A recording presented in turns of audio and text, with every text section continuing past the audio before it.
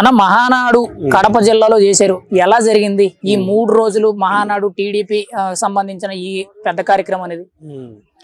మహానాడు కనీవిని ఎరిగిన రీతిలో కడప రాయలసీమ గడ్డమైన 3 రోజులు అంగరంగ వైభవంగా, లాస్ట్ రోజు అయితే దాదాపు 10 లక్షల మంది జనాభా వచ్చారని అంచనా.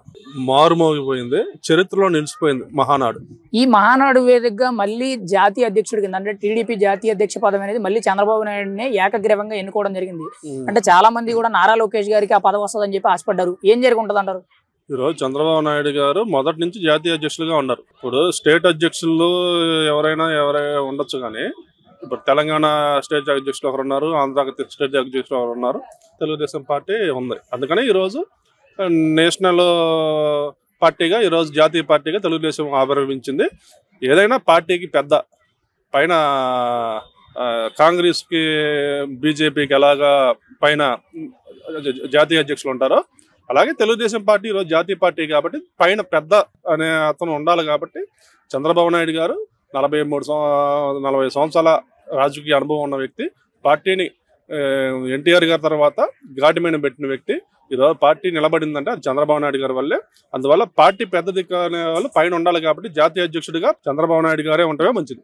మరి నారా లోకేష్ గారికి పదవి ఇస్తారని చెప్పి ఈ మహానాడు వేదికగా చెప్పడం జరిగింది.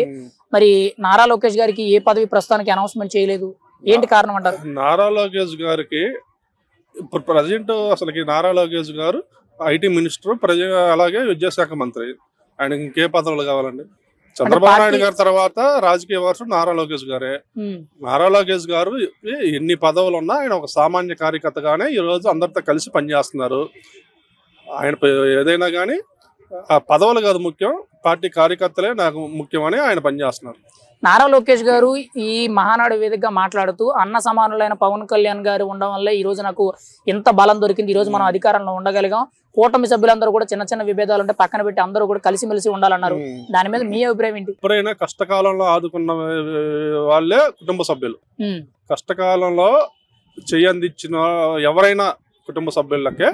అలాగే మొన్న చంద్రబాబు నాయుడు గారు జైల్లో ఉన్నప్పుడు పవన్ కళ్యాణ్ గారు నేనున్నాను, మనం కలిసి పనిచేద్దాము అని ఆ రోజు చంద్రబాబు నాయుడు గారి కోసం ఆయన రోడ్డు మీద ఎక్కారు, ధర్నాలు చేశారు, నిలబడ్డారు. పార్టీని కూడా ఈరోజు నిలబెట్టారు. కూటమిగా ఏర్పాటు చేసింది ఆయన. ఈరోజు ఆ కూటమి ప్రభుత్వానికి విజయం చేకూర్చింది పవన్ కళ్యాణ్ గారు. కావున పవన్ కళ్యాణ్ గారికి లోకేష్ గారికి అప్పటి నుంచి బాండింగ్ ఉంది.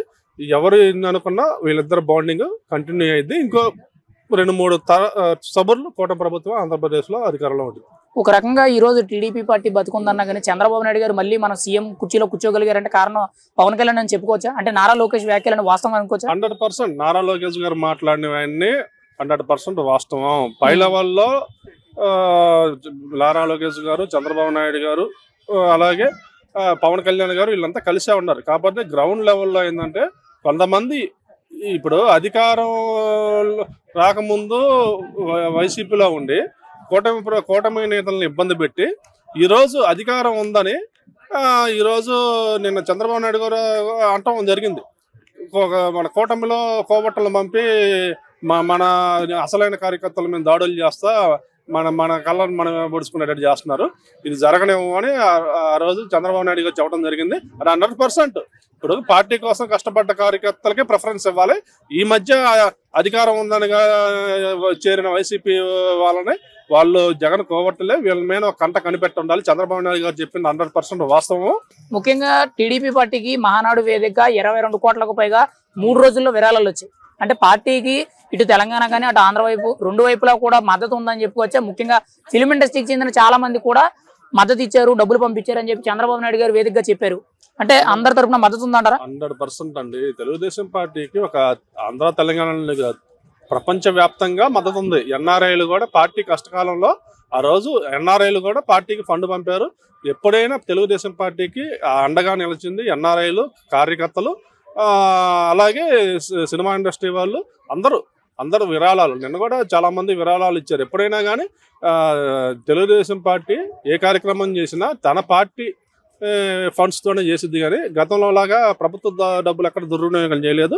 నిన్న మహానాడు కూడా దాతలు ఇచ్చిన వాటితోనే నిర్వహించారు. ఫైనల్ గా మహానాడు కార్యక్రమం అనేది ఇంత గ్రాండ్ సక్సెస్ అవడం మీద మీ అభిప్రాయం ఏంటి ఒక మాట? మహానాడు చరిత్రలో కని విని ఎరుగని రీతిగా నిన్న కడపలో 3 రోజులు అంగరంగ వైభవంగా కార్యకర్తలు లక్షల సంఖ్యలో నిన్న గ్రాండ్ సక్సెస్ అయింది. అలాగే వచ్చిన కార్యకర్తలు కూడా ఫుల్ జోష్లో ఉన్నారు. అందువల్ల రాబోయే ఎన్నికల్లో 2029లో కూడా ఈసారి 175కి 175 కడపలో కూడా 10కి 10 గెలిపిస్తామని నిన్న కార్యకర్తలు భరోసా ఇవ్వడం. అందువల్ల నిన్న కడపకు కూడా చాలా హామీలు ఇవ్వడం జరిగింది. ఏదో మంచినీళ్ళకి సంబంధించి 1000 కోట్లు స్పాట్లోనే శాంక్షన్ చేయడం జరిగింది. ఏదైనా కానీ ఈరోజు రాయలసీమ కూడా కూటమి ప్రభుత్వాన్ని ఆదరించింది. అందువల్ల రాబోయే రోజుల్లో రాయలసీమకు కూడా మంచి భవిష్యత్తు ఉందని